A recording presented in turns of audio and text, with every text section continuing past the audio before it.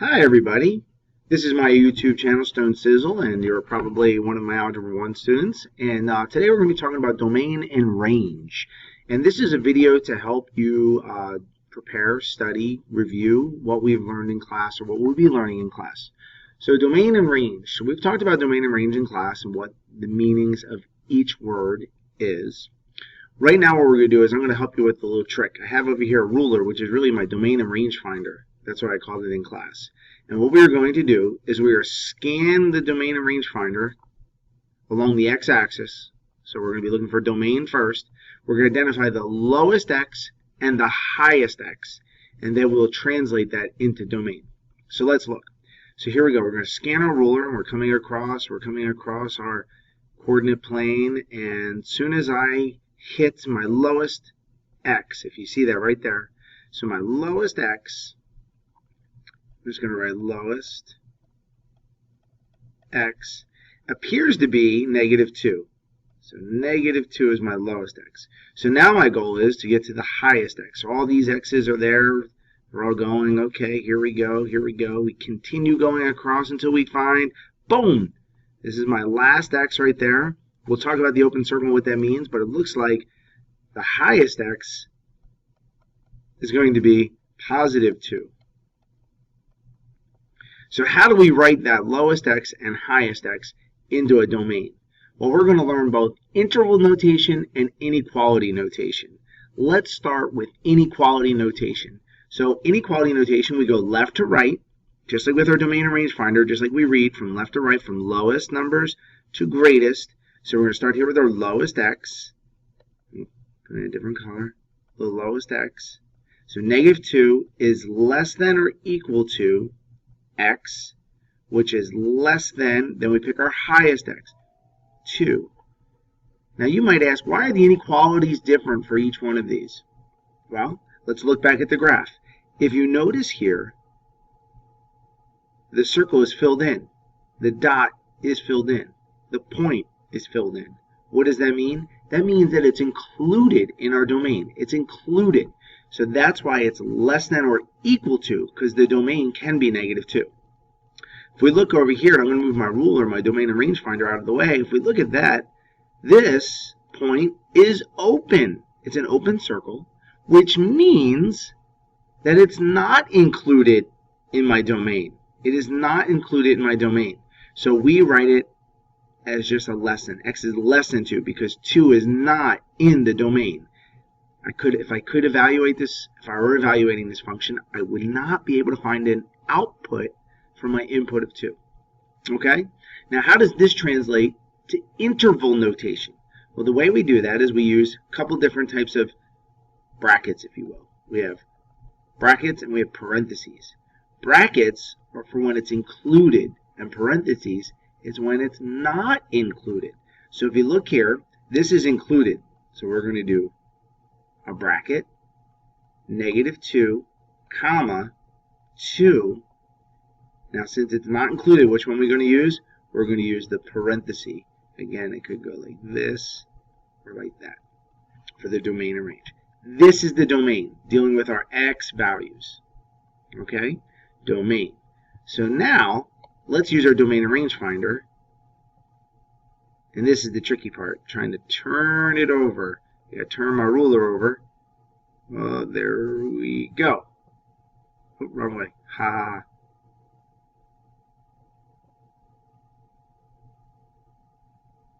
There we go.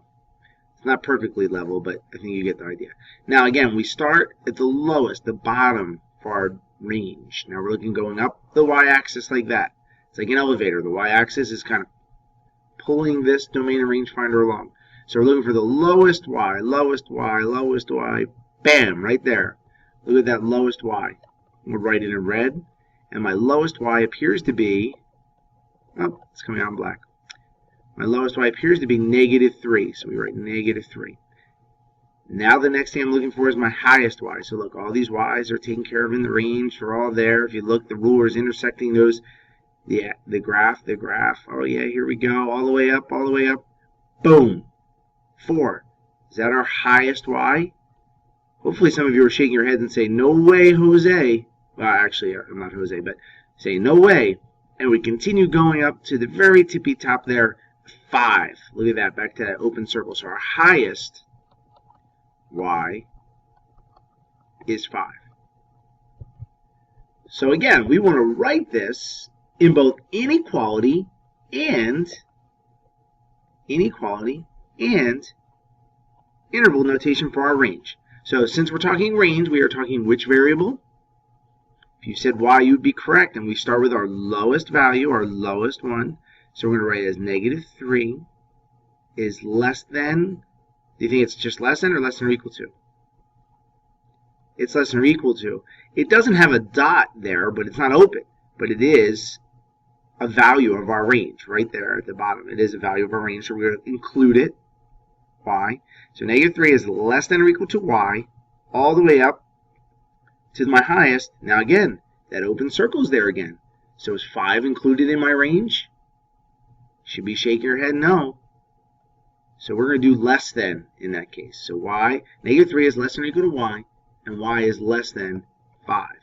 That is our range. That is our range. So here's our range over here, and our domain is on this side. Okay? So now let's write it in interval notation. Because it's included, we're going to do brackets or parentheses. Brackets are correct. -3, comma, 5, parentheses, because it's not included. Not included. Domain, range. And we are using our little domain range finder, our trusty dusty ruler. Let's do another example. Here's another example. And again, I'm going to turn my ruler around so that we can use, I'm going to try to turn, oh, there we go. Try to turn my ruler around. There we go. Nice and level. Actually, not level, but straight. Oh, well, pretty close. Look at that. So we're going to do the same thing. We're going to find our domain first. So we're going to go along the x-axis. This is our x-axis right here. So pretend that x-axis is kind of pulling this domain rangefinder along. And we're going along until we find the lowest x. Boom. There it is. Lowest x. Lowest x. And it looks like our lowest x is -2. So now we're going to need to find our highest x. So we're going to keep trolling that along. Keep going, keep going, keep going. Look at how it's intersecting the graph the whole time. Kind of like the vertical line test. It's kind of interesting how these concepts kind of relate. Oh, and here we are right there. And our highest x is 3. So there we go. So take a second, pause it, see if you can write that in inequality and interval notation. And then come back after you do it and check.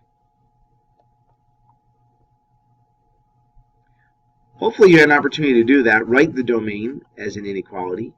-2. Remember, it's closed circle, so less than or equal to x, because we're dealing with domain.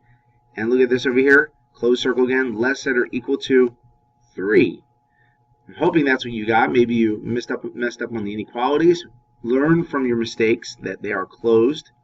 And then we're going to write it as interval notation as well. So since it's included, we're going to use the bracket. -2, comma, 3 included. This is not an ordered pair. I'm so glad that that question came up. This is not an ordered pair. It's not a point on the graph. This is an interval. It is saying that my domain is from -2 all the way over to 3. That is what that's saying. My domain and rangefinder is in the way, so I'm not able to write. So it's an interval right here, like this. That's what that means. Whether it's the inequality or the interval, that's what it is. All right, so let's do our range.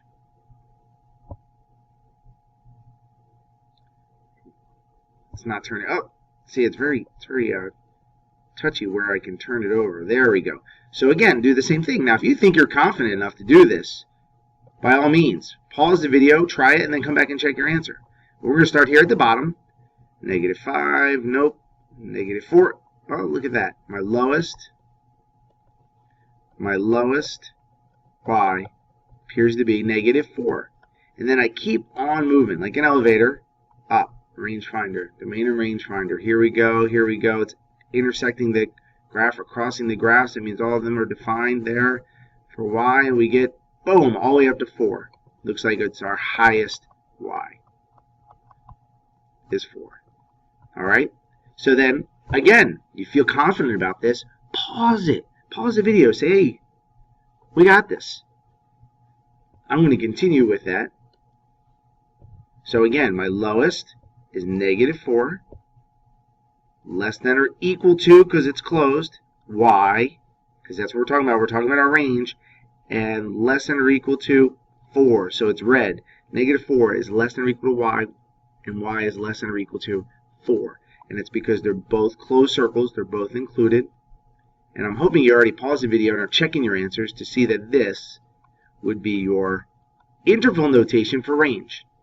So don't forget, in closing in this video, our domain deals with our x's, our set of x's, and our range deals with our set of y's. Well, I hope you enjoyed this video. And again, it's just a little something you can watch at home, review. If there's something you didn't understand in class, or maybe you want to teach your parents, hey, this is what we learned in class today. This is what this video is for. And you can review and look at it, and there'll be more videos like this throughout the course of the year. So I hope you enjoyed it. Tune back in again. Stone Sizzle.